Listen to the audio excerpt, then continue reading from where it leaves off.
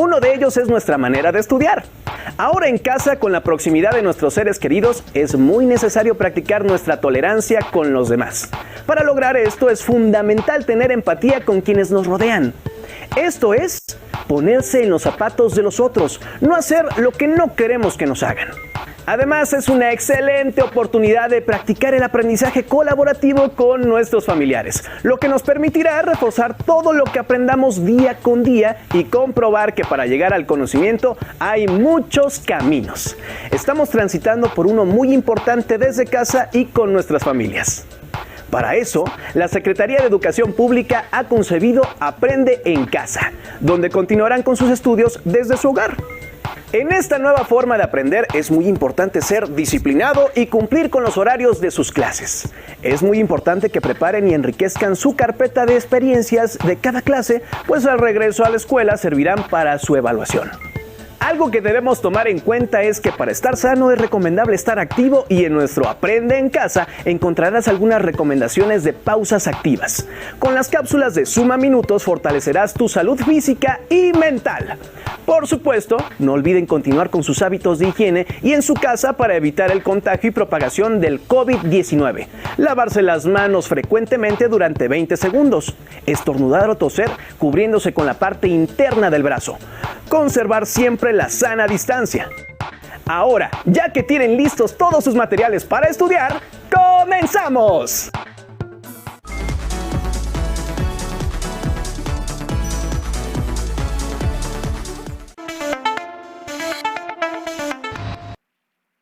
Clasificación A.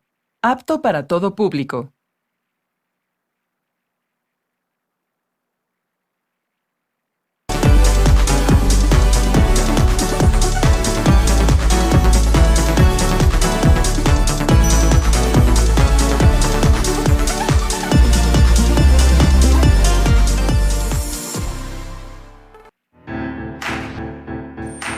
Secundaria primer grado.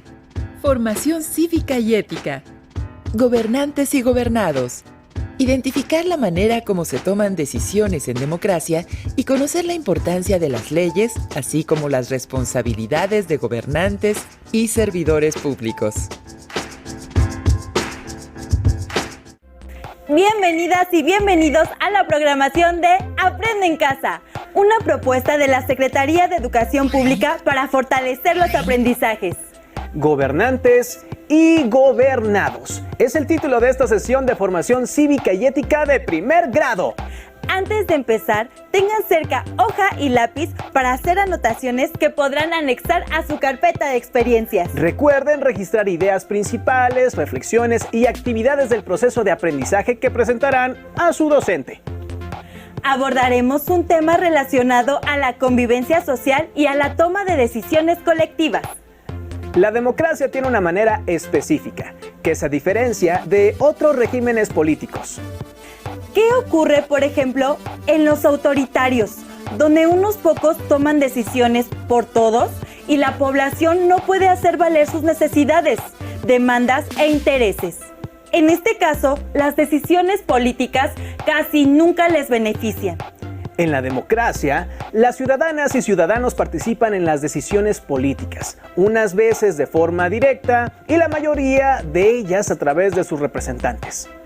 Para conocer más sobre el tema, los invitamos a ver el siguiente video. Hay situaciones que vivimos en sociedad que nos afectan a todos. La seguridad, los servicios públicos como la energía eléctrica, el agua o la basura son de interés para todos los habitantes de una comunidad. Cuando uno de estos temas nos afecta, todos debemos participar en su solución. Primero, organizándonos entre vecinos, luego convocando a las autoridades correspondientes para encontrar soluciones y después dar seguimiento para que se cumplan los acuerdos tomados.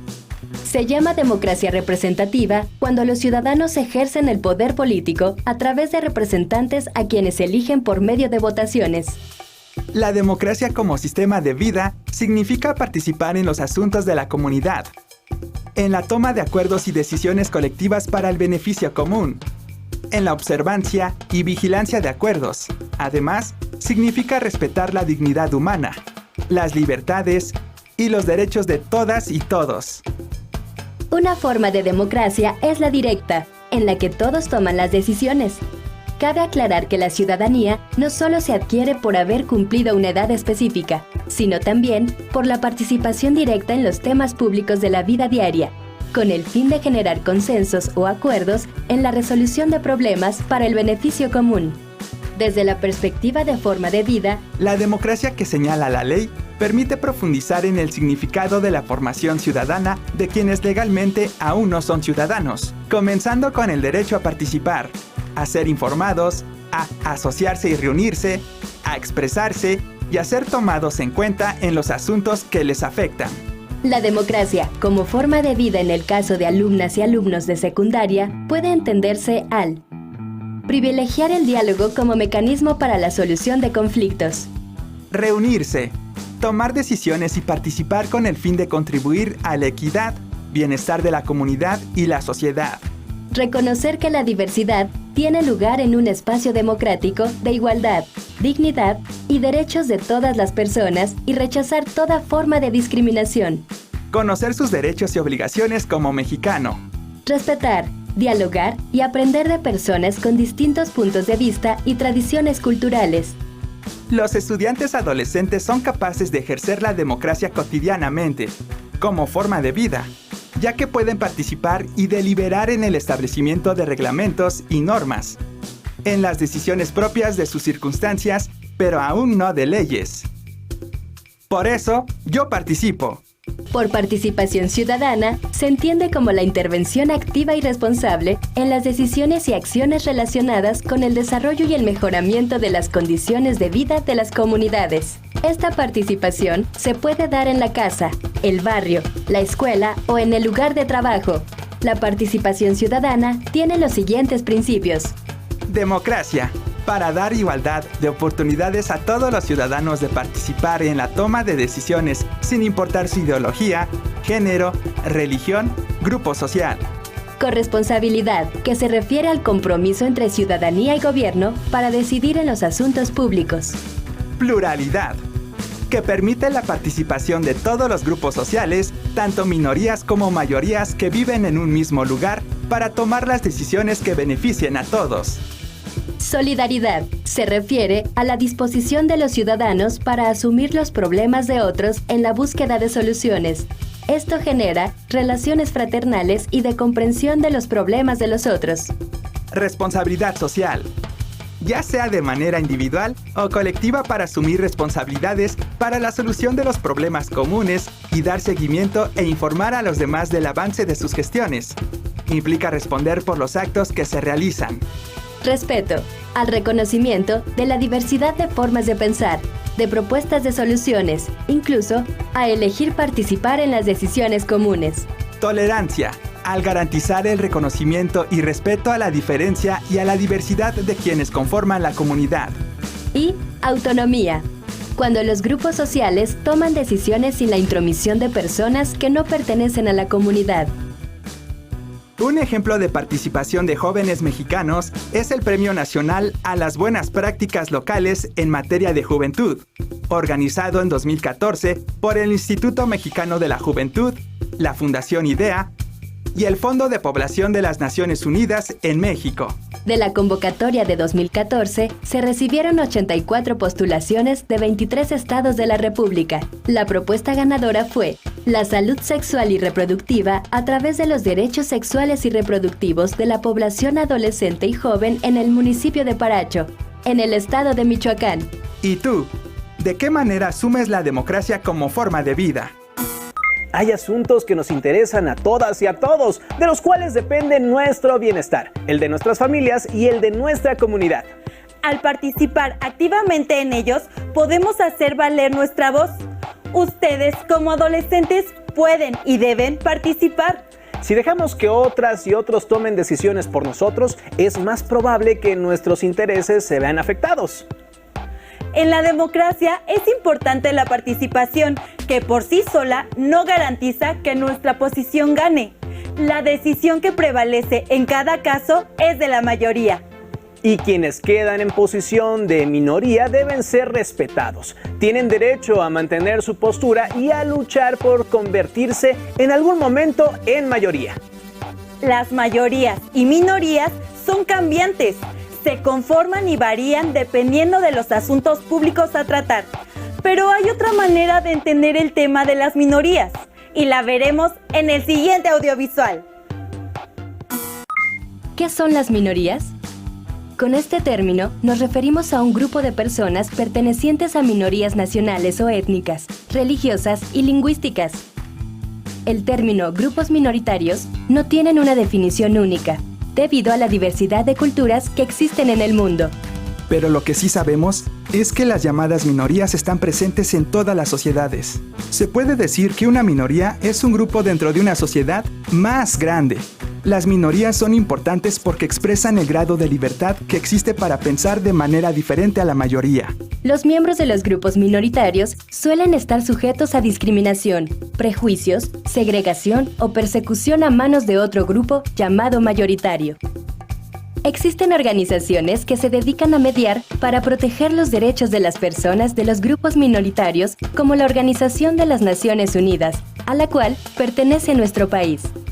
Por ello, en 1992, emitió la Declaración sobre los Derechos de las Personas pertenecientes a las minorías nacionales o étnicas, religiosas y lingüísticas. En ella, se establece la obligación de los estados para que las personas pertenecientes a minorías tengan derecho a disfrutar de su propia cultura, a profesar y practicar su propia religión, a utilizar su propia lengua materna en privado y en público libremente sin injerencia ni discriminación de ningún tipo.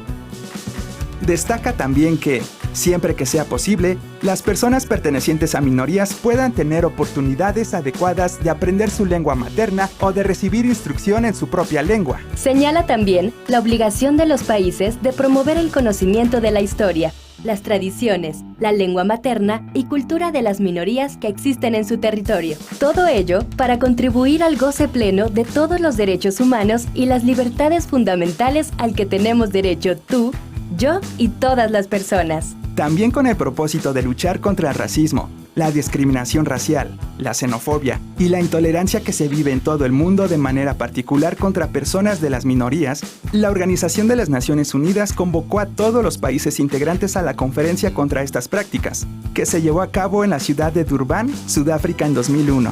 En el artículo 66 de la Declaración, señala que debe protegerse la identidad étnica, cultural, lingüística y religiosa de las minorías, y que las personas pertenecientes a esas minorías deben ser tratadas en igualdad y deben disfrutar de sus derechos humanos y sus libertades fundamentales, sin discriminación de ningún tipo. Señala también la necesidad de cuidar a las minorías, incluyendo a las personas desplazadas en su propio país o fuera de él, como los refugiados o migrantes, para que tengan apoyo humanitario en alimentación, vivienda y servicio médico, entre otros. Luchar contra el racismo, la discriminación racial, la xenofobia y la intolerancia hacia las personas que pertenecen a las minorías enriquece a nuestras sociedades y nos hacen mejores seres humanos.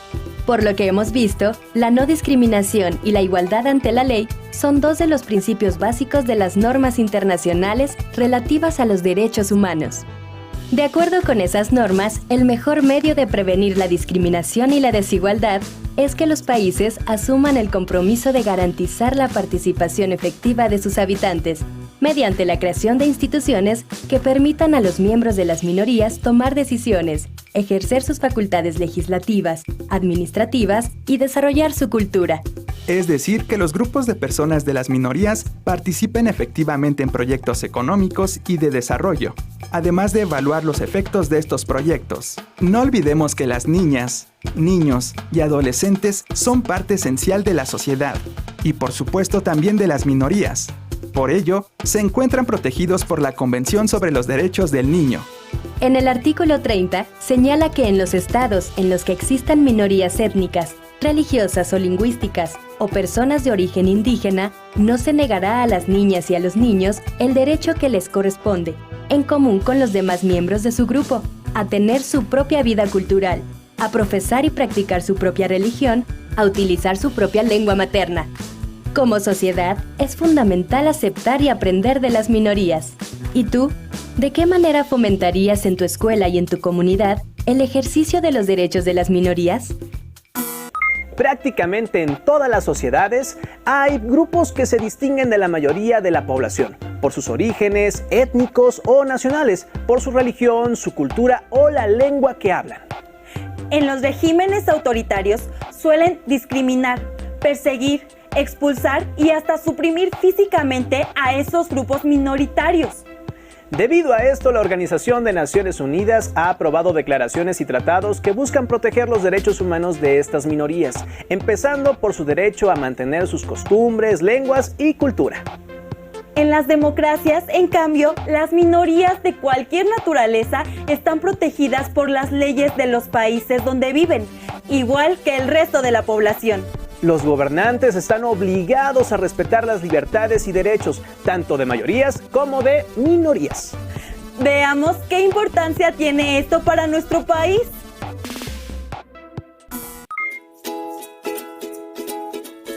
Oye, entonces para la tarea sobre las leyes de la Organización Sociopolítica de México, me toca revisar la Constitución de los Estados Unidos Mexicanos y de la Ciudad de México.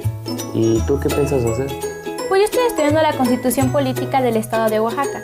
La verdad me interesa muchísimo saber cómo es que los municipios oaxaqueños trabajan y la función del síndico. ¿Del qué? Del síndico. Al interior de una sociedad, las leyes tienen una gran importancia para la convivencia y los derechos de la población. De acuerdo con la Real Academia Española, una ley es un precepto dictado por la autoridad competente en que se manda o prohíbe algo en consonancia con la justicia y para el bien de los gobernados. Entre sus objetivos está el limitar el libre albedrío de los seres humanos que viven dentro de una sociedad. De modo que las leyes son las que determinan los derechos y las obligaciones que todos debemos cumplir y que corresponde a las autoridades hacer valer. Para que todo esto sea posible, se requiere de la existencia de diversos órganos que se encargan de elaborar, aplicar y supervisar el cumplimiento de las leyes. En México tenemos un régimen republicano porque el jefe de Estado no es un monarca, sino un cargo público cuyo ocupante no tiene derecho por sí mismo a ejercerlo, sino que lo ha obtenido mediante un procedimiento de elección y está sometido al escrutinio público. También existen otros elementos fundamentales para el funcionamiento de una república.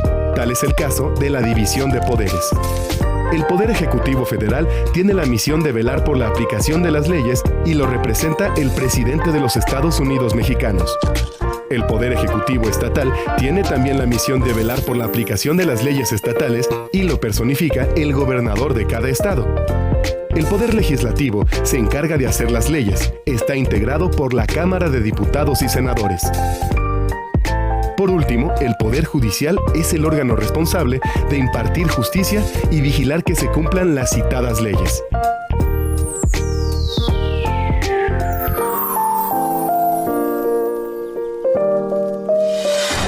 En nuestro país contamos con leyes federales y estatales. Las federales son aplicadas en todo el país y las estatales rigen solo el estado que las emitió. Por su parte, las constituciones estatales integran las leyes propias de cada estado y básicamente retoman lo establecido en la Carta Magna. Por ejemplo, en el artículo 4 de la Constitución Política de los Estados Unidos Mexicanos, publicada en el Diario Oficial del 5 de febrero de 1917, se establece que el varón y la mujer son iguales ante la ley. Esta protegerá la organización y el desarrollo de la familia. Por tanto, en el estado de Querétaro, se promulgó y entró en vigor la Ley de Igualdad Sustantiva entre Mujeres y Hombres a partir del año 2012. En general, las leyes contienen puntos fundamentales para cada sociedad. En México, por ejemplo, nuestra Carta Magna señala las 3 características que debe cumplir el gobierno. Ser democrático, porque debe ser electo por el mismo pueblo. Ser representativo, porque cada segmento de la sociedad elige a los funcionarios gubernamentales que lo van a representar. Y ser federal, en tanto que está formado por todos los estados que integran la República. La convivencia armónica de toda sociedad está regulada por leyes que ponen de manifiesto valores como la libertad, justicia y tolerancia. Esto, aunado a un verdadero aprecio por la legalidad, tanto por el pueblo como el gobierno, hace posible que las relaciones entre las personas, los grupos y las instituciones se den de manera pacífica y eficiente. Así, la existencia de las leyes y su respeto son condiciones para la convivencia y la justicia. Y es nuestra obligación conocerlas. Bueno, ¿y qué es eso de síndico? Mira, pues aquí dice que el síndico es el encargado de defender y de vigilar los intereses municipales, así como también de representar jurídicamente al ayuntamiento. Wow, a ver, préstame ese documento. No sabía que... ¿Y tú, qué has leído de la Constitución de los Estados Unidos mexicanos? ¿Conoces las leyes que te rigen? Como saben, desde que nació como país independiente, México ha sido una república democrática, donde los gobernantes son electos mediante el voto ciudadano y federal. México, como República Democrática Federal, está integrada por estados asociados libremente bajo un gobierno común, el gobierno federal. Otra característica central de nuestra organización política es la división de poderes, ejecutivo, legislativo y judicial. ¿Saben cuál es la razón de que exista la división de poderes? El propósito es que el poder político, es decir, el poder de tomar decisiones que afectan a la sociedad, no esté concentrado en una o pocas personas. Cada uno de los poderes limita y vigila a los otros dos. Por lo tanto, disminuye la posibilidad de que haya abusos de poder. El poder legislativo se encarga de hacer leyes, esos ordenamientos que rigen nuestra convivencia y que todas y todos estamos obligados a respetar, tanto ciudadanos como gobernantes. De este tema nos habla el siguiente video. Cada persona que tiene una responsabilidad pública, es decir, que forma parte de las instituciones del gobierno, del Congreso Federal o Estatal, de un gobierno municipal o de una alcaldía, tiene obligaciones y responsabilidades que indica la ley. ¿Qué significa ser servidor público? ¿Por qué es importante conocer sus obligaciones y responsabilidades? En una democracia participativa, los representantes son electos a través del voto. Estos representantes realizan nombramientos de las personas que trabajarán y tomarán las decisiones en los diferentes sectores de la administración pública. Una característica básica de los servidores públicos es que sus actividades deben estar enmarcadas en las facultades primordiales del Estado. Ser servidor público implica la obligación y responsabilidad de hacer cumplir las leyes que surgen de la Constitución. Cuando un servidor público es consciente de que su función es cumplir y hacer cumplir la Constitución, el respeto a los derechos humanos e intereses de los ciudadanos se da de manera natural y eso lleva a vivir en un estado de armonía y bienestar. ¿Quiénes son los servidores públicos? Aquellos que fueron elegidos democráticamente como el presidente, los gobernadores, presidentes municipales, alcaldes, diputados y senadores. Las personas nombradas por los representantes populares para ocupar diversos cargos como jueces y magistrados, secretarios de Estado, directores generales, presidentes de institutos. Los funcionarios, empleados y todas las personas que tengan un cargo, empleo o comisión en las diversas oficinas de la Administración Pública Federal. Y los que marquen las constituciones estatales. Las responsabilidades de los servidores públicos se encuentran en los artículos 108 al 114 de la Constitución Política de los Estados Unidos Mexicanos. De la Carta Magna se desprende la Ley General de Responsabilidades Administrativas que dice que los servidores públicos deben desempeñar sus cargos con disciplina, legalidad, objetividad, profesionalismo, honradez, entre otros principios. Existen 4 tipos de responsabilidades en las que pueden incurrir los servidores públicos. Política, cuando el actuar de servidores públicos de alto rango ocasione perjuicio a los intereses públicos. Penal, al incurrir en hechos de corrupción como abuso de autoridad, tráfico de influencias, enriquecimiento ilícito. Administrativa, faltas no graves como realizar su trabajo sin disciplina ni respeto, no supervisar que las personas bajo su responsabilidad cumplan sus funciones. Y faltas administrativas graves como cohecho, cuando se obtiene un beneficio extra por el cumplimiento de su función, desvío de recursos públicos, utilización indebida de la información con que cuenta. y responsabilidad civil, como causar daños al patrimonio público. Los servidores públicos que no cumplan adecuadamente su función o no realicen sus funciones serán sancionados con multas, prisión, decomiso de bienes, destitución, inhabilitación para volver a ocupar cargos públicos.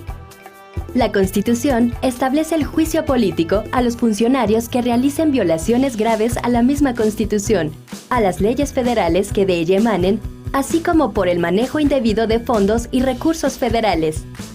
Algunas de las causas de un juicio político son ataque a las instituciones democráticas y a la forma de gobierno, violaciones a los derechos humanos, ataque a la libertad de sufragio, usurpación de atribuciones. El juicio político no político.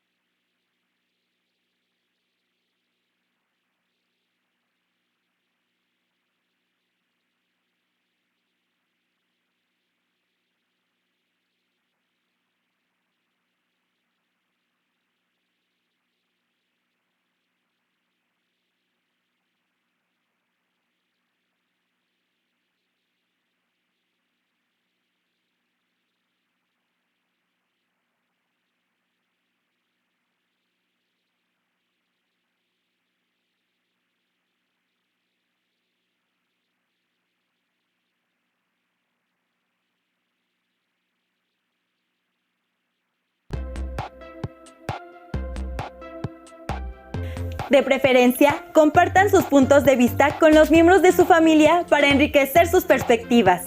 Si tienen posibilidad de acceder a Internet, les sugerimos buscar un libro que recoge los cuentos ganadores del concurso. Y si yo fuera una persona refugiada, comenzar de nuevo en otro país. Lo pueden encontrar en el sitio que aparece en pantalla. Nos dio gusto compartir con ustedes esta sesión. Los esperamos en otra más de Aprende en Casa. ¡Hasta pronto!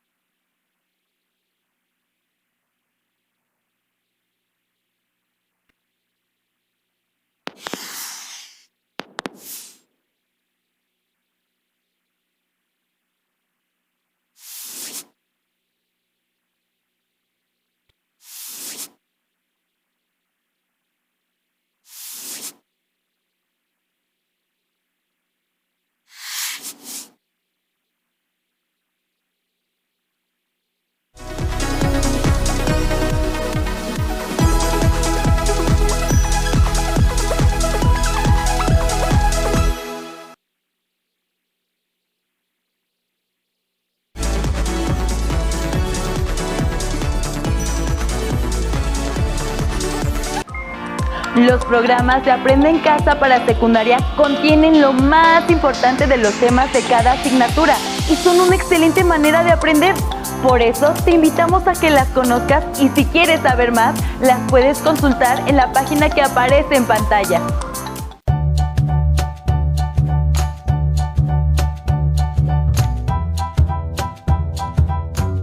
¿No tienes tu libro de texto a la mano? Llámanos y te apoyamos. 55 36 01 75 99 o al 800 288 66 88.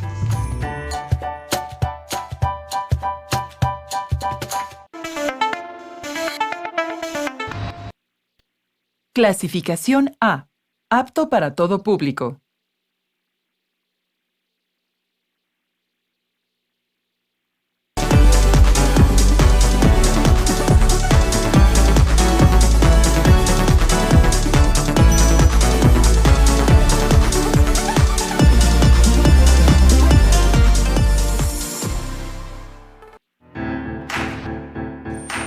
Secundaria primer grado. Artes. Música. Me muevo al ritmo de mi cotidiáfono. Analizar por medio de la coordinación motriz, percusión corporal y creatividad algunas posibilidades de representación artística sonora. Bienvenidas y bienvenidos a esta nueva emisión de Aprende en Casa, una propuesta didáctica de la Secretaría de Educación Pública. Me muevo al ritmo de mi cotidiáfono. Es el título dedicado a la asignatura de Artes, Música primer grado. Preparen su pluma, lápiz, cuaderno y hojas para que realicen sus anotaciones. En el transcurso de la sesión les vamos a sugerir algunas actividades para que las pongan en práctica y las incorporen a su carpeta de experiencias, que podrán mostrar después a su docente. Les invitamos a estar muy atentos, ya que estaremos hablando de la música y el ritmo del cuerpo. ¿Creen que para generar música solo se requiere saber tocar un instrumento o hacer sonidos? Para crear una pieza musical es necesario tener diferentes conocimientos, además de la práctica. Para este tema podrán utilizar sus conocimientos previos acerca del uso de cotidiáfonos. Aprenderán algunos conceptos que si los aplican de manera adecuada les ayudarán a crear una pieza musical de manera divertida. Y es que la música no solo es aprender conceptos o saber tocar instrumentos, sino también entender qué es lo que estamos haciendo, por qué lo hacemos, para qué y con qué fin. Vamos a ver la siguiente cápsula sobre creación musical, que se refiere a ritmo, pulso y acento. Hagan sus anotaciones sobre aquello que les resulte más importante e intégrenlo a sus actividades. ¿Cómo es mi ritmo con respecto a los demás de la clase? ¿Cómo ritman otros? ¿Cómo ritmamos juntos en la clase? ¿Qué ritmos? ¿Cómo nos sentimos o vemos después de cantar y ritmar en clase? Franco de Colonia, músico alemán del siglo XIII, impulsó el concepto de métrica o medida de la música. Este fue el primer paso para desarrollar lo que siglos después se conoció como el concepto del compás. El concepto de compás como espacio de tiempo se comenzó a establecer durante el siglo XV. El compás es la entidad métrica musical, compuesta por varias unidades de tiempo que llamamos la negra o la corchea. Esta división se representa gráficamente por unas líneas verticales llamadas líneas divisorias o barras de compás, que se colocan perpendicularmente a las líneas del pentagrama. En una obra musical escrita, las notas y los silencios que estén comprendidos entre dos líneas divisorias componen un compás. El compás se divide en partes llamadas tiempos o pulsos. Se consideran varios tipos de compás según el número de tiempos. Compás binario, de 2 tiempos. Compás ternario, de 3 tiempos. Compás cuaternario, de 4 tiempos. Cada uno de los pulsos o tiempos del compás se puede subdividir en corcheas. Se llama compás simple o compás de subdivisión binaria, cuando cada uno de sus tiempos se puede subdividir en 2 corcheas. Se llama compás compuesto o compás de subdivisión ternaria cuando cada uno de sus tiempos se puede subdividir en 3 corcheas. En el solfeo no se marcan las subdivisiones, sino solo los pulsos o tiempos. Por convención, los compases se indican por medio de 2 cifras que se representan en forma de fracción y que se colocan al principio del pentagrama tras la clave y la armadura. El denominador representa la unidad de tiempo, o sea, la figura que llenará un tiempo del compás. El numerador representa el número de tiempos que tendrá el compás. Los compases binarios se dividen en 2 tiempos. A su vez, cada uno de estos pulsos se puede subdividir en 2 o en 3 corcheas, dando compases de subdivisión binaria o ternaria. Por ejemplo, un compás de 2/4 es en el que cada compás tendrá 2 pulsos y el denominador 4 indica que la unidad será la negra. Esto significa que cada compás tendrá 2 negras. Los 3 tipos de compás de subdivisión binaria son 2/4, 3/4 y 4/4. Los compases ternarios se dividen en 3 tiempos. A su vez, cada uno de estos pulsos se puede subdividir en 2 o en 3 corcheas, dando compases de subdivisión binaria o ternaria respectivamente.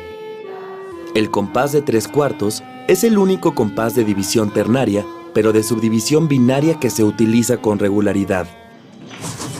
Los compases cuaternarios se dividen en 4 tiempos. A su vez, cada uno de estos pulsos se puede subdividir en 2 o en 3 corcheas, dando compases de subdivisión binaria o ternaria respectivamente. El compás de 4/4 o 4/4 es un compás cuaternario, aunque esta nomenclatura está últimamente en desuso. Hay algunos compases raros que se utilizan en la música académica contemporánea del siglo XX, en la música folclórica búlgara, húngara, española o en la música de los rockeros progresivos de los años 70. Son los de 5 octavos o 5 corcheas por compás y 7 octavos o 7 corcheas por compás. Ahora, dentro de su grupo, inventen un ritmo. ¿Quién me dice el primer ritmo? Profesora, yo propongo mi. Jueguen al eco por turnos. En un compás, un compañero expondrá una pequeña improvisación rítmica y al siguiente compás, sus compañeros lo deben imitar. Una vez que hayan practicado varios ritmos, entre todos elijan 4 y con ellos inventen sus propias frases rítmicas. Inténtalo con diferentes compases rítmicos.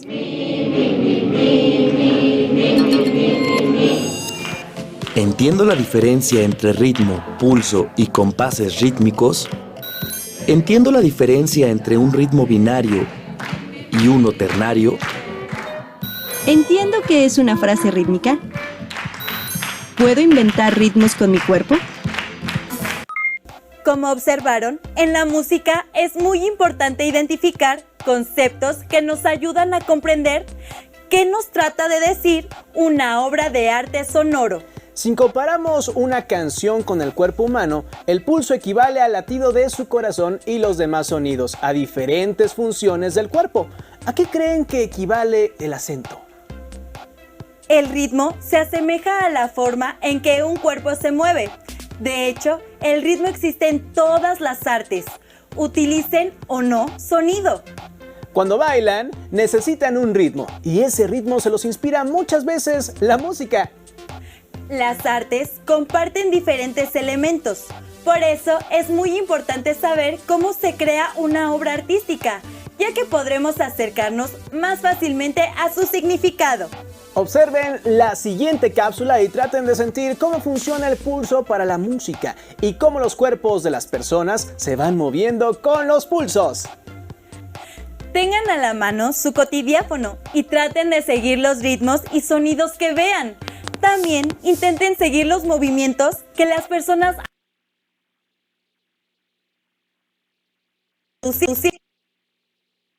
nos permite seguir el ritmo de una melodía o una canción. Cuando escuchamos una canción podemos sentir el pulso y al aplaudir podemos marcar su ritmo. Si se pierde el pulso, puede perderse la sincronía con los otros instrumentos y tal vez cada instrumento tocará por su lado. Por eso, es importante reconocer el pulso como un elemento que lleva el ritmo de la música.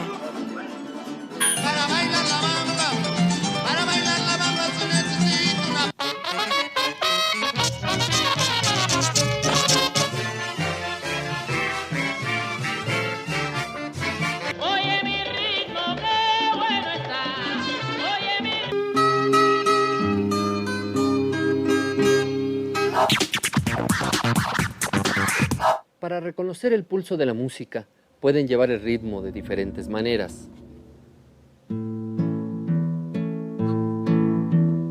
Un, dos, un, dos, un, dos, un, dos. Un, dos, tres, cuatro, un, dos, tres, cuatro. Un,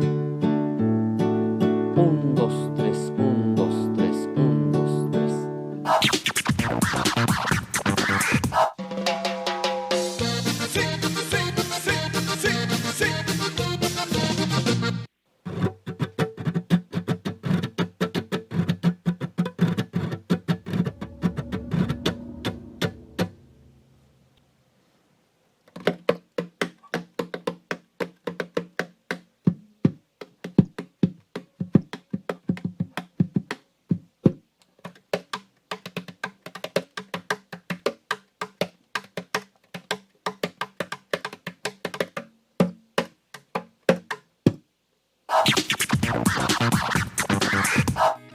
El pulso de nuestro cuerpo nos ayuda a llevar el ritmo de la música. Podemos reconocer a nuestro cuerpo como un instrumento musical. Dedos, manos, brazos, pies, piernas, con todo nuestro cuerpo podemos producir distintos sonidos que marcan el ritmo de la música. Y son parte de la música misma. Vamos a explorar las posibilidades musicales de nuestro propio cuerpo.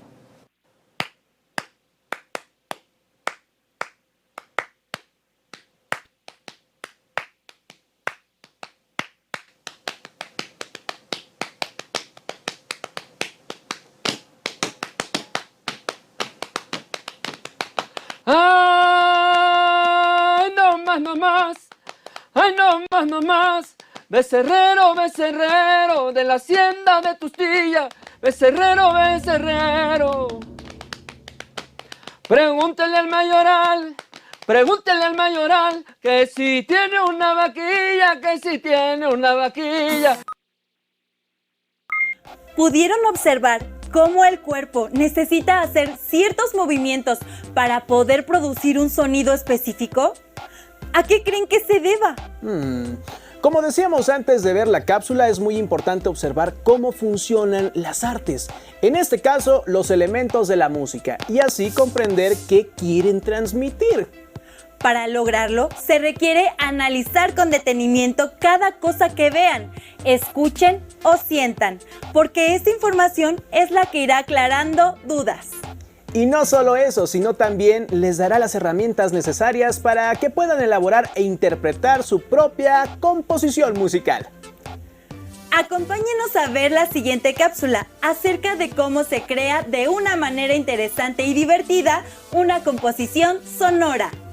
No olviden utilizar su cotidiáfono para los ejercicios y, de ser posible, inviten a su familia a participar. ¡Corre video!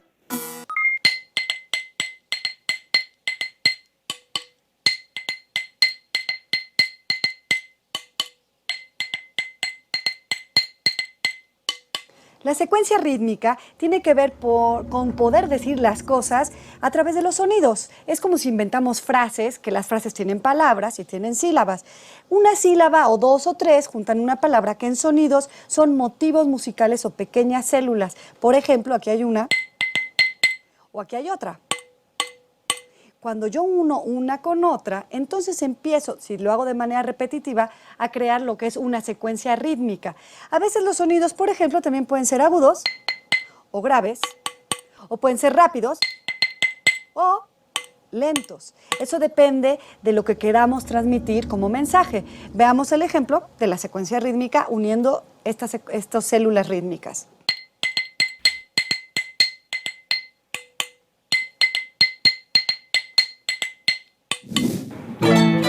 El ritmo en la música es la repetición de sonidos fuertes y débiles, largos y breves, altos y bajos en intervalos regulares o irregulares.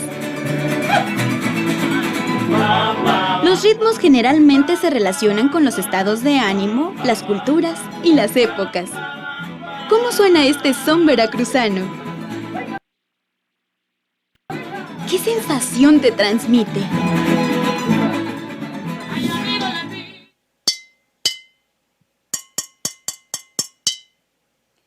Esto también llamamos secuencia rítmica porque es como una frase que está con sonidos un poco lentos, un poco más rápidos, y cuando estamos leyendo la música va de una manera como secuenciada.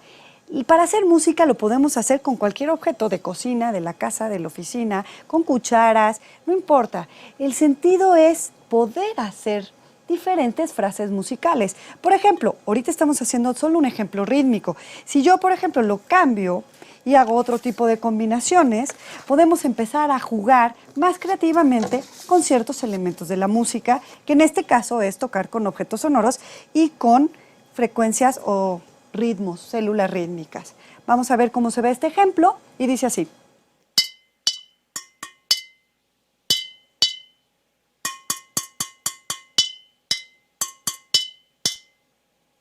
Y si quieren, podemos hacer todavía una combinación más.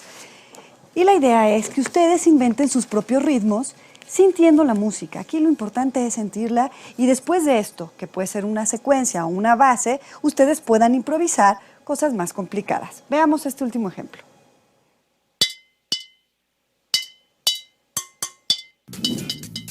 El cuerpo, los objetos de la escuela, de la casa o de cualquier lugar pueden ser útiles para interpretar ritmos conocidos o crear nuevos. Si escuchas y organizas los sonidos, puedes llegar a darle vida a tus ideas musicales y crear tus propias secuencias sonoras. ¿Qué conocimientos y elementos creen que sean necesarios para generar una obra sonora? Compongan su propia canción, que no les dé pena y no digan que no pueden. Recuerden que para aprender hay que experimentar todo el tiempo. Es el momento de materializar lo que han aprendido.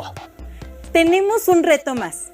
Expresen la música con los movimientos de su cuerpo. Ya hemos visto que se crean diferentes sonidos de acuerdo con el movimiento y acciones de nuestro cuerpo. Así que entre más manejen su cuerpo, los sonidos que produzcan serán justo lo que buscaban. En el siguiente audiovisual podrán aprender a realizar ejercicios de improvisación. Esto les ayudará a crear de manera más divertida y creativa.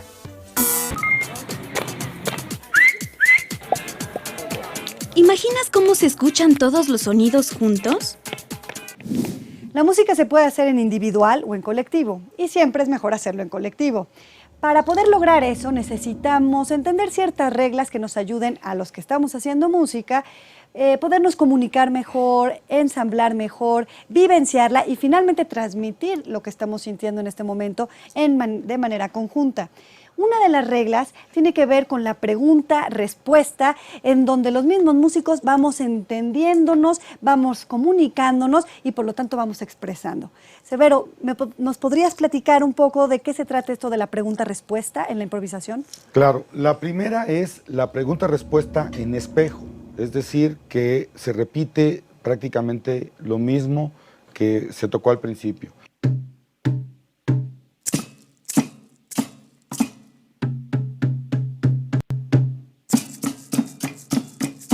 Después tenemos la pregunta-respuesta con una variación.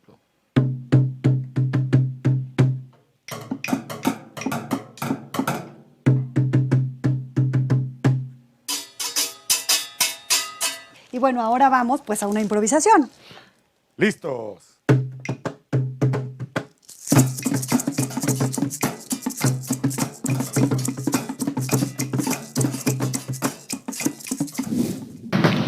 De forma individual o colectiva, todos producimos sonidos de una u otra forma, con nuestra voz, nuestro cuerpo y con los objetos que nos rodean. Pero si queremos lograr una composición musical que transmita sentimientos, emociones, circunstancias o ideas, debemos organizar los sonidos y silencios de forma coherente según las reglas musicales de la melodía, la armonía y el ritmo. Esto se puede lograr imitando las melodías, explorando diferentes ritmos o improvisando sobre una base musical. Solo tienes que seguir el ritmo. Improvisar es crear música al instante. Es cuando queremos hablar y se nos ocurren las ideas, las palabras, y conforme se van saliendo, las vamos diciendo. Eso es improvisar. Sí, las células rítmicas son muy importantes porque llevan la base de toda ensamble de percusiones, por ejemplo, o de toda base rítmica. Vamos. Tenemos también la doble pulsación. 1, 2, listo.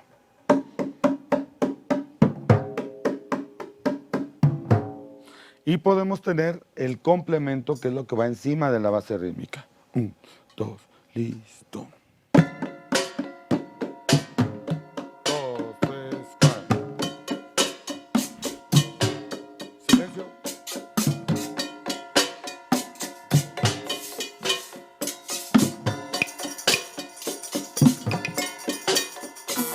La improvisación es una técnica de creación utilizada en la mayoría de las artes para retarnos a hacer cosas distintas y aprender de cada experiencia.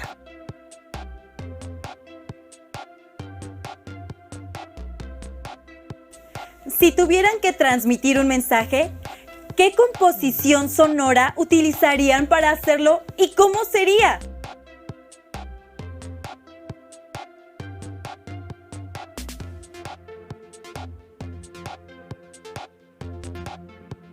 Es un reto para resolver en casa. Construyan con dedicación cada sonido y movimiento.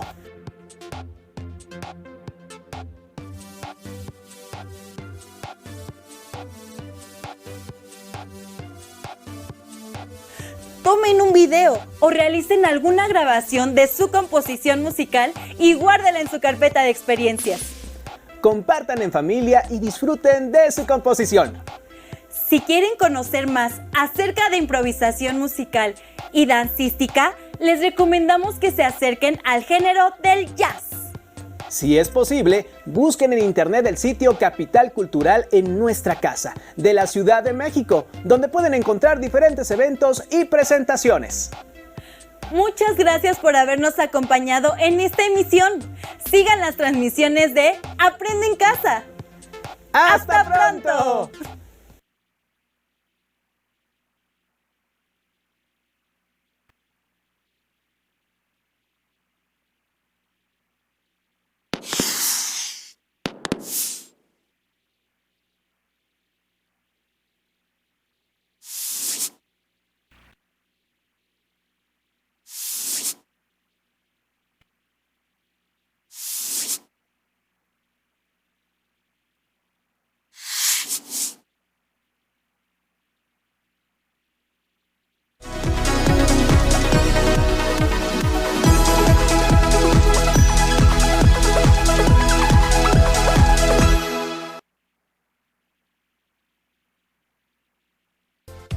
¿Cuál es la función de tu carpeta de experiencias? Funciona como una valiosa herramienta que te permitirá guardar, ordenar y sistematizar los productos que realices día con día, como escritos, dibujos, reflexiones o resolución de problemas, entre muchos otros que realices en tu casa durante este periodo de emergencia para fortalecer tus aprendizajes. Además, te permitirá consultarlos en el momento que consideres adecuado para enriquecerlos, ampliarlos o modificarlos conforme avances en tus saberes. Es importante tener presente que los productos de tu carpeta los puedes mejorar cuando alguien de casa te da sus puntos de vista. Tal vez te sorprendas o tú sorprendas a los demás. También funcionará para que cuando regreses a clases, tus maestras y maestros puedan valorar tus experiencias de aprendizaje en casa.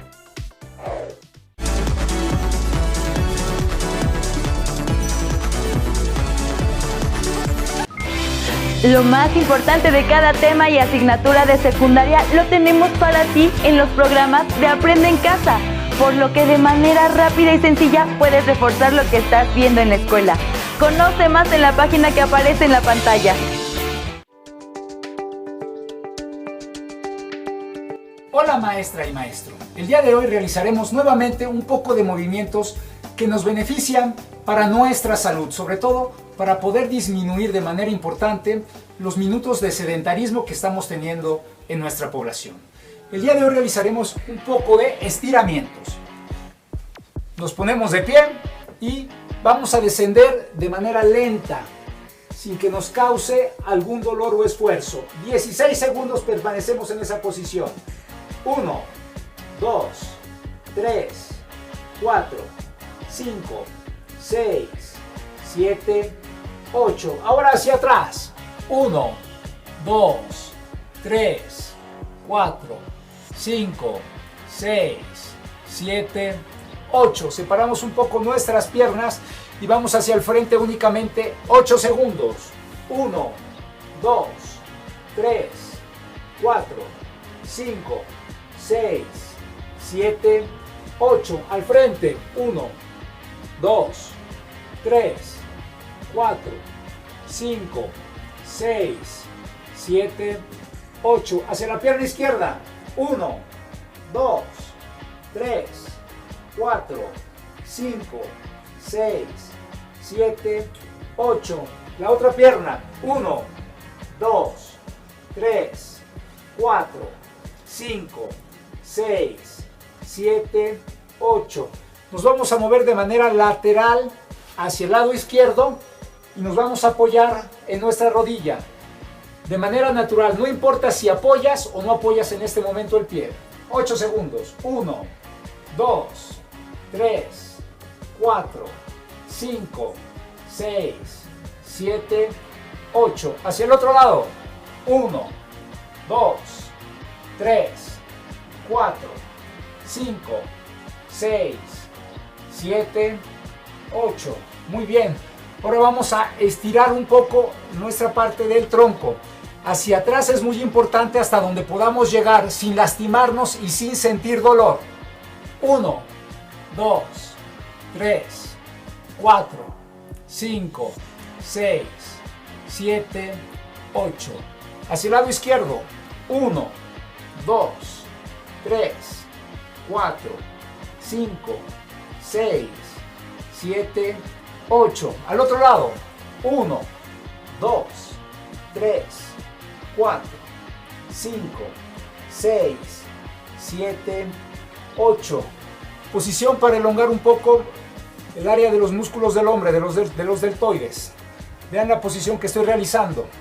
Aproximadamente aquí 16 tiempos. 1, 2, 3, 4, 5, 6, 7, 8, 9, 10, 11, 12, 13, 14, 15, 16. Hacia el otro lado. 1, 2, 3, 4, 5, 6, 7, 8, 9, 10, 11, 12, 13, 14, 15, 16. Ahora tomamos nuestra oreja y realizamos un movimiento para estirar el cuello, el esternocleidomastoideo, hacia el lado izquierdo. 1, 2, 3, 4, 5, 6, 7, 8. Hacia el otro lado. 1, 2, 3, 4, 5, 6, 7, 8. Maestra y maestro, ha sido todo por hoy. Y lo que tenemos que generar son mejores condiciones para realizar estos ejercicios durante todo el día, en muchas ocasiones, cada 45 o 50 minutos, porque lo que debemos de buscar es sumar tiempo durante todos los días de la semana. Éxito.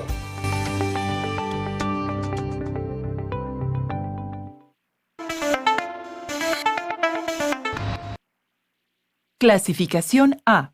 Apto para todo público.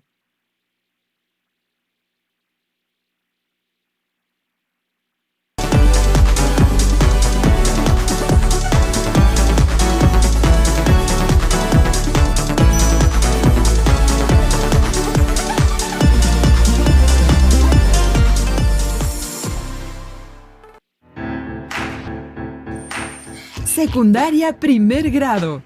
Lengua materna. Español. Para conocer hay que dudar. Formular preguntas que ayuden a desarrollar un tema para investigarlo.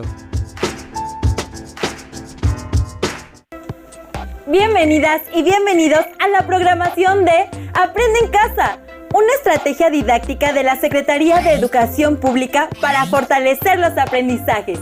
Dentro de la asignatura de Lengua Materna Español para primer grado, les presentamos el título Para conocer hay que dudar. En esta ocasión tocaremos un tema de interés para todos nosotros, pues forma parte de nuestra vida académica, desarrollar preguntas para una investigación. Recuerden tener cerca hoja y lápiz para que anoten ideas principales, reflexiones, ejemplos y actividades que podrán incluir en su carpeta de experiencias para compartir con su docente.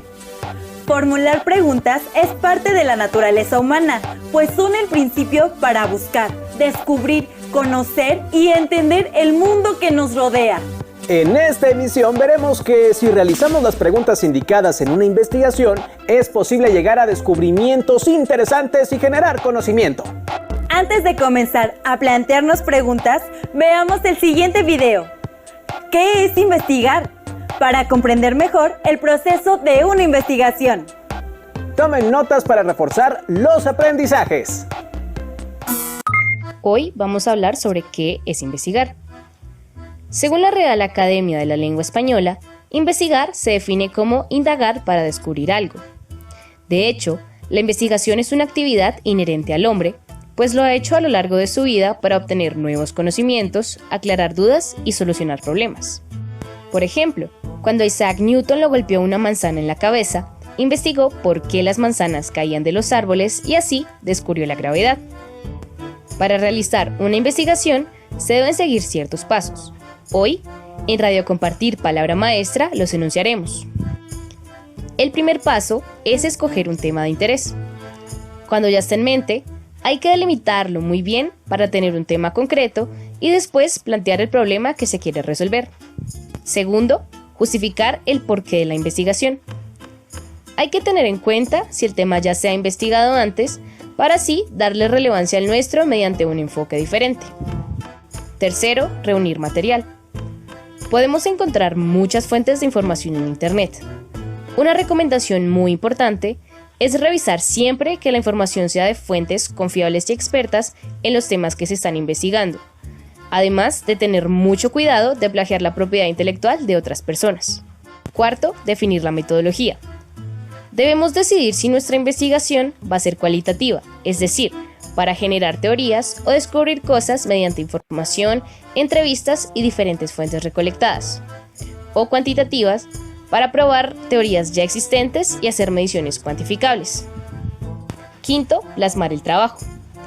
Después de tener definido todo lo anterior, hay que comenzar a escribir para hacer las revisiones y correcciones pertinentes, pues de esta manera podemos ver qué cosas tal vez no pensamos al principio, como el planteamiento de un nuevo problema o el cambio de enfoque de nuestra investigación. Y por último, la revisión. Una vez terminada la investigación, hay que revisar minuciosamente el trabajo completo para evitar cualquier error como el de las fuentes de información, ortografía y que además se haya cumplido con el objetivo de esta. Si quieres conocer más información al respecto, visita www.compartirpalabramaestra.org. En este video pudieron observar que investigar es la mejor herramienta para descubrir información sobre algún tema. El segundo paso del proceso es justificar la importancia de nuestra investigación, es decir, ¿para qué sirve el tema que eligieron? ¿Y qué aportará? Recuerden, si un tema que les interesa investigar ya ha sido tratado, no se preocupen, siempre podrán surgir otras preguntas y nos ayudarán a conocer más desde otra mirada o acercamiento. Buscar información sobre el tema es otro de los pasos que debemos seguir en una investigación.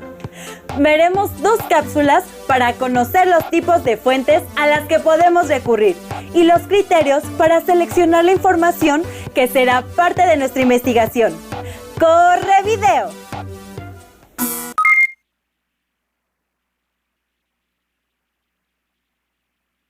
Fuentes de información. Para ti, el insumo más importante es la información. Por esto, es necesario que sepas dónde encontrarla. Esta se halla en las fuentes de información, por lo que en esta clase conocerás qué son y cómo se clasifican.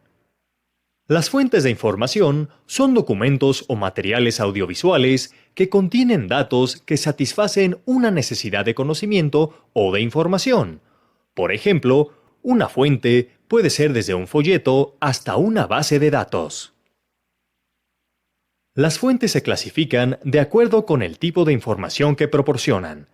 Esta clasificación es útil para que sepas a qué tipo de fuentes recurrir cuando hagas las búsquedas. Las fuentes pueden ser primarias, contienen información nueva u original. Por ejemplo, las publicaciones periódicas. Documentos de instituciones públicas, tesis, investigaciones científicas, patentes y normas técnicas. Secundarias, son producto del análisis, extracción o reorganización de la información encontrada en las fuentes primarias.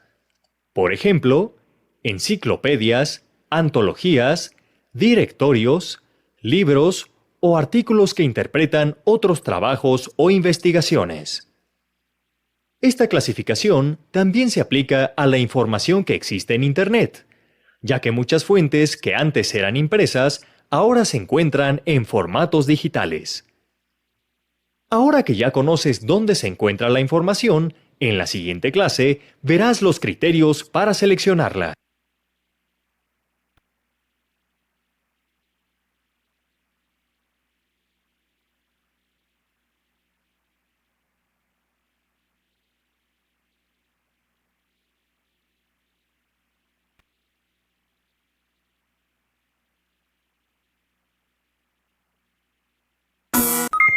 Como pudieron ver, las fuentes de información son diversas. Por eso es necesario saber escogerlas y asegurarnos de que sean fiables. Es decir, que sean de instituciones educativas como universidades o centros de investigación. También de organismos internacionales, como la Organización Mundial de la Salud, OMS, Fondo de las Naciones Unidas para la Infancia, UNICEF, y la Organización de las Naciones Unidas para la Educación, la Ciencia y la Cultura, UNESCO. O de instituciones de gobierno como la Secretaría de Educación Pública, SEP, Secretaría de Cultura, Instituto Nacional de Estadística y Geografía, INEGI, y otros organismos públicos. Revisen que la información esté actualizada y sea objetiva. Llegamos al momento de plantear las preguntas para indagar y aterrizar lo que queremos saber. Todas las preguntas son válidas y aunque parezcan simples o sin respuesta, a partir de ellas se pueden llegar a grandes descubrimientos y realidades sorprendentes. Veamos el video 10 preguntas sobre los perros. Sus respuestas nos ayudarán a conocer más sobre estos animales. Pongan atención a las preguntas en pantalla. Platzi, cursos en línea de tecnología y diseño, presenta. Perros y humanos se han acompañado y adaptado mutuamente desde hace unos 15.000 años. En diversas culturas se les ha considerado no solo como amigos fieles, también como curanderos, guías espirituales y protectores. Hoy te presentamos 10 preguntas sobre los perros. 1. ¿Por qué los perros sacan la lengua al respirar?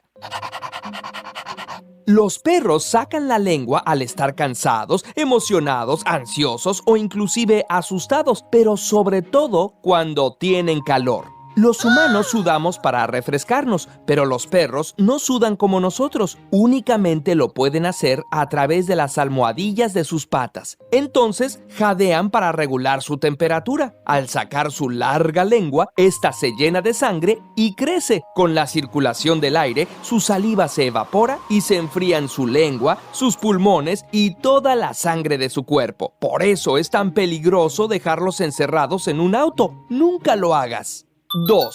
¿Por qué sus patas huelen a fritos? ¿Alguna vez has olido las patas de tu perro y se te han antojado unas papas fritas? Ve a olerlas en este momento, pues eso que estás oliendo es su sudor. Los seres humanos sudamos a través de toda nuestra piel. Hay lugares como las axilas o los pies que son especialmente húmedos y con poca ventilación. Ahí las bacterias se acumulan y comenzamos a apestar. Lo mismo sucede con los perros, pero ellos sudan únicamente por sus patitas. Ahí se acumulan diferentes bacterias, incluyendo Pseudomonas y Proteus, que le dan ese olor de papitas. ¡Rayos! Ahora mis papitas me van a oler a pata de perro. 3.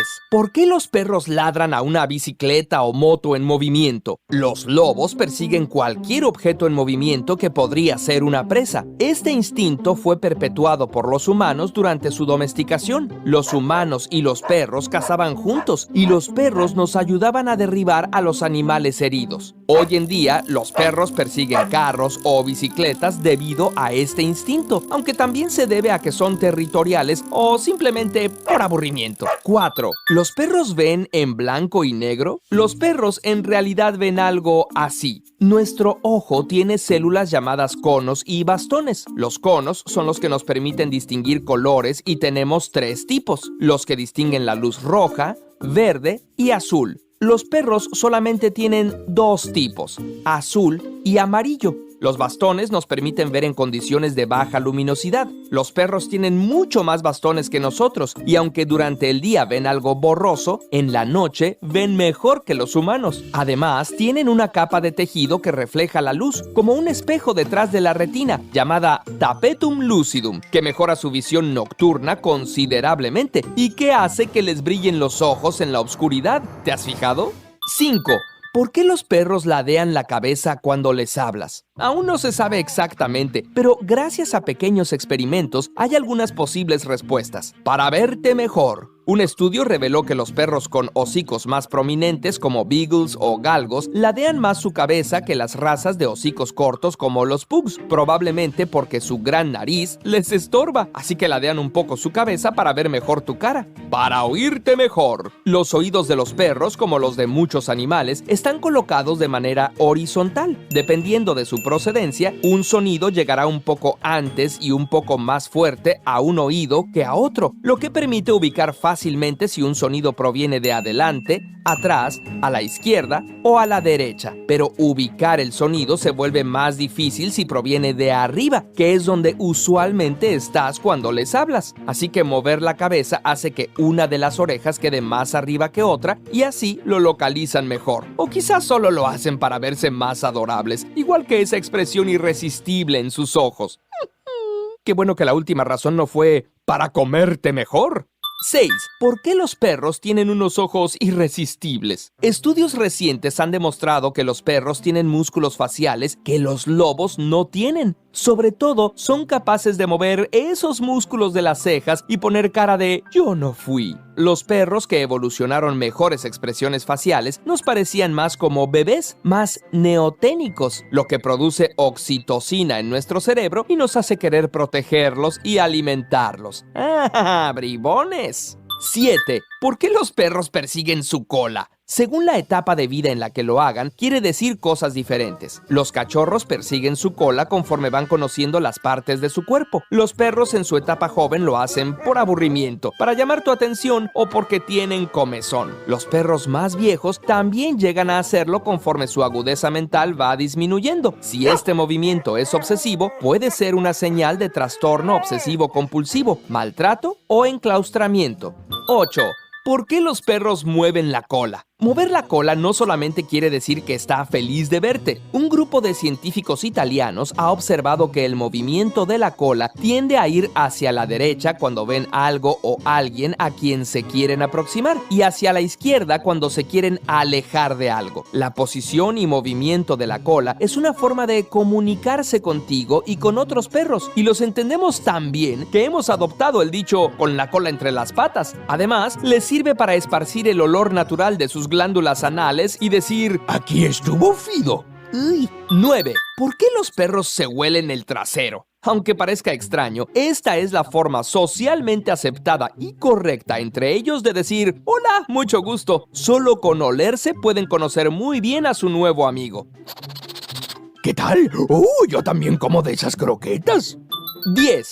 ¿Por qué nos gustan tanto los perros? Además de sus caritas, una de las razones de que nos gusten tanto los perros es que son hipersociables. Un estudio encontró que una variante en sus genes les confiere esta característica. Esta variante genética también la podemos encontrar en personas con síndrome de Williams-Buren, que también son altamente sociables. Tanto a ellos como a nosotros nos encanta la compañía. Después de pasar un rato acariciando a tu perro, los niveles de oxitocina de ambos se incrementan, aumentando la confianza, los lazos y reduciendo los sentimientos de miedo. Ellos confían tanto en nosotros que cuando a un perro se le pone a resolver un problema en presencia de un ser humano, el perro adopta un rol de cooperación y deja que el humano lo guíe para resolver el problema. Curiosamente, ¿tu perro hace algo curioso o interesante?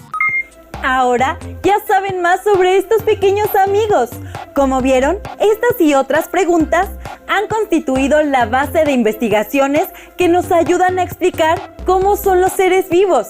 Las preguntas que observaron tienen una característica en común. Son abiertas, es decir, cuando queremos realizar una investigación necesitamos formularnos preguntas que nos lleven a responder más allá de un sí o un no.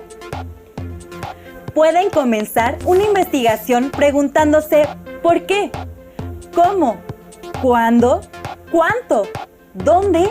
¿O para qué? Según el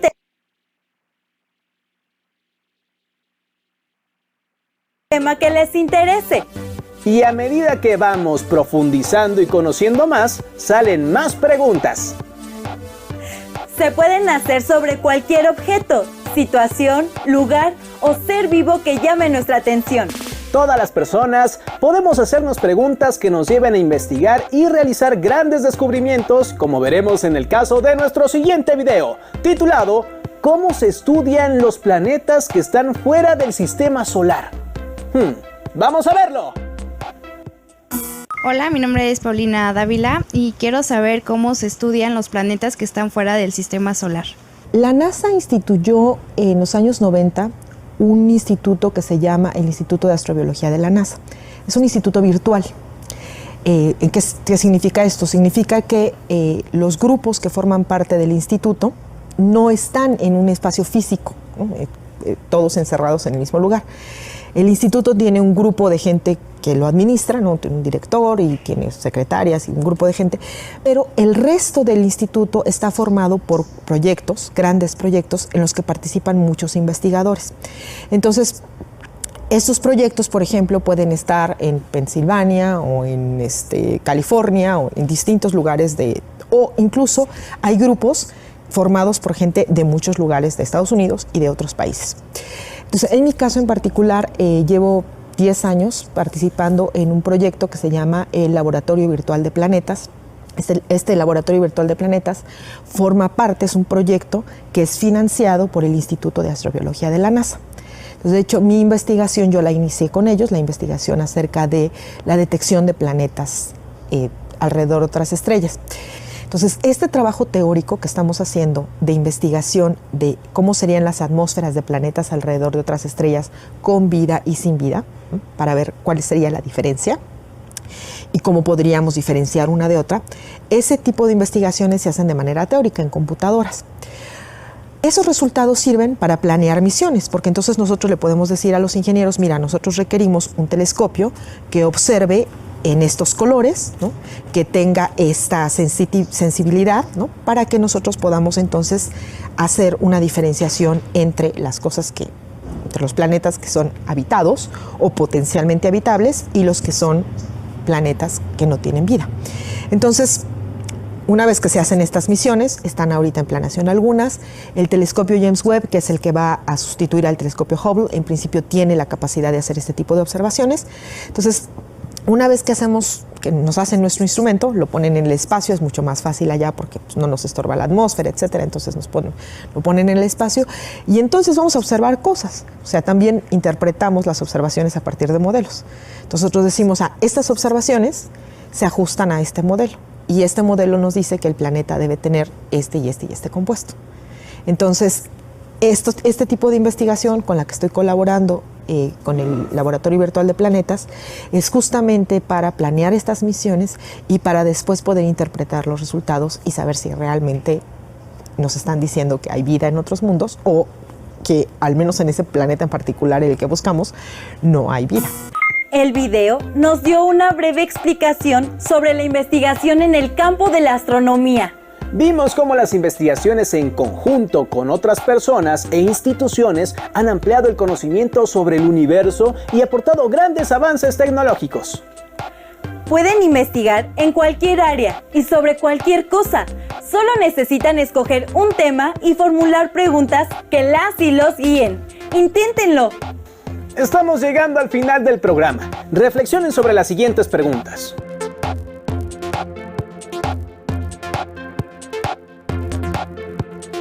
¿Qué tipo de preguntas se hacen?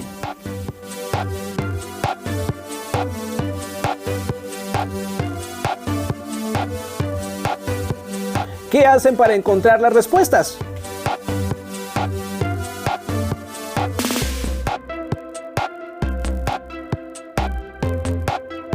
¿Qué preguntas son válidas para realizar una investigación?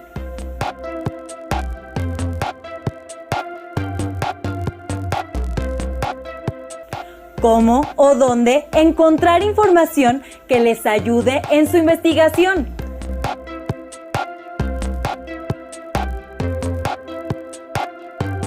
Registren las actividades e intégrenlas en su carpeta de experiencias para compartir con su docente. Los invitamos a consultar el libro ¿Cuánto pesa una nube?, de Iris Hammerman, que les mostrará respuestas a preguntas como ¿por qué gritamos cuando sentimos dolor? ¿O ¿los perros huelen el miedo? Fue un gusto compartir con ustedes esta sesión. Los esperamos en una más de Aprende en Casa. ¡Hasta pronto!